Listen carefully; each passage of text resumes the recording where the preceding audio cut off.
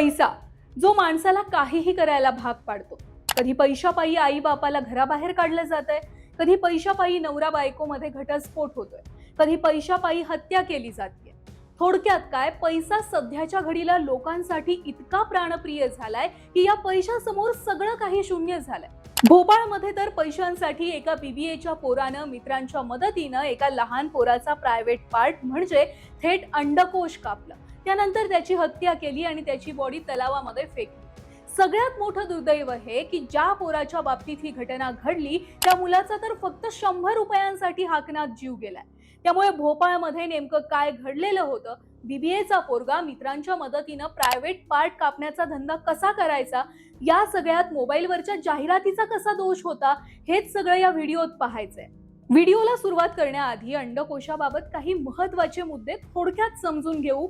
लक्षात घ्या, पुरुषांचं अंडकोश हे पुरुषांच्या शरीरातील महत्त्वाचे प्रजनन हार्मोन आहे, जे हार्मोन तयार करणारं अवयव आहे. त्यांच्यामध्ये शुक्राणू तयार होतात आणि टेस्टोस्टेरॉन सारख्या हार्मोन्सची निर्मिती होते. आता बघा, जर हेच अंडकोश जबरदस्तीनं काढण्याचा प्रयत्न केला तर मोठ्या प्रमाणात रक्तस्राव, संसर्ग, शॉक आणि मृत्यूचा धोका निर्माण होऊ शकतो. आता याच अंडकोशांची किंमत करोडोंच्या घरात आहे आणि त्याचाच परिणाम भोपाळमध्ये दिसलाय.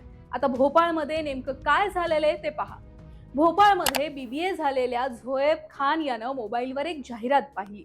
या जाहिरातीमध्ये असं सांगितलेलं होतं की 15 ते 16 वर्षांच्या मुलांचे अंडकोश मिळवून दिल्यावर सुमारे 1 कोटींपेक्षा जास्त रुपये मिळतील. झोएबने ही जाहिरात त्याच्या मित्रांना दाखवली. मग झोएब आणि त्याच्या 4 मित्रांनी पैशांसाठी एक प्लॅन आखला. प्लॅन असा होता, एखाद्या 15 वर्षाच्या मुलाला कुठेतरी भांडण झालंय, या भांडणामध्ये आम्हाला टोळी तयार करायची आहे, मुलांची गरज आहे, जर तू सोबत आला तर तुला 100 रुपये देऊ, असं त्या मुलाला सांगायचं आणि त्याला आपल्या सोबत घेऊन जायचं. हा होता झोएब आणि त्याच्या साथीदारांचा प्लॅन. प्लॅननुसार झोएबनं पहिल्यांदा एका मुलाला भांडणामध्ये मदत करण्यासाठी 100 रुपये द्यायचं आमिष दाखवलं, पण तो काही आला नाही. दुसऱ्या प्रयत्नामध्ये लक्ष केलेल्या मुलानं प्रतिकार करून पळ काढला. त्यानंतर 6 ऑगस्ट रोजी तिसऱ्यांदा प्रयत्न करण्यात आला. 3दा प्रयत्न फसले, मात्र चौथ्यांदा झोएबच्या साथीदारांनी स्वतःच्या ओळखीच्या मित्राला इक्बाल मैदानाजवळ गाठलं, ज्याचं नाव होतं रेहान. रेहान 15 वर्षांचा होता. तो पेन, पुस्तकं अशा स्टेशनरीच्या वस्तू विकायचा. आता बघा, यामध्ये रेहानला 100 रुपये देण्याचं आमिष दाखवलं गेलं आणि त्यानंतर रेहान झोएबच्या मित्रांसोबत जायला तयार झाला. पण रेहानला हे माहिती नव्हतं की पुढे जे काही होणार आहे ते आपलं संपूर्ण आयुष्य संपवणार आहे. झोएबचे मित्र रेहानला घेऊन धोबी घाटाकडे निघाले. रस्त्यात झोएबचे इतर 2 मित्र यामध्ये सहभागी झाले. पोलिसांच्या आरोपानुसार निर्जन ठिकाणी नेऊन रेहानवर हल्ला झाला. त्याच्यावर मागून चाकूने अनेक वार केले गेले आणि त्याची हत्या केली. त्यानंतर त्याचा अंडकोश काढण्यात आल्याचं तपासात समोर आलेलं आहे. आता हे सगळं झालं तेव्हा झोएब कुठं होता? घटनास्थळी उपस्थित नव्हता. तो व्हिडिओ कॉलच्या माध्यमातून त्याच्या मित्रांना मार्गदर्शन करत होता. आता रेहानचं अंडकोश जबरदस्तीनं काढलं, त्याचा मृत्यू झाला. आता झोएब आणि त्याच्या मित्रांना अंडकोश मिळालं होतं, पण ते घेण्यासाठी ग्राहक मिळत नव्हते. 3 दिवस झोएब आणि त्याच्या साथीदारांनी अंडकोश विकण्यासाठी धावपळ केली, पण शेवटी कुणीच मिळालं नाही. सोबत रेहानच्या बॉडीचा वास सुद्धा येत होता. मग काय, झोएबनं 3 दिवसांनंतर 10 ऑगस्टला धोबी घाटाजवळच्या छोटा तलाव परिसरात रेहानचा कुजलेला मृतदेह फेकला. रेहानच्या शरीरावर अनेक जखमा असल्याचं शवविच्छेदनामध्ये नंतर समोर आलं.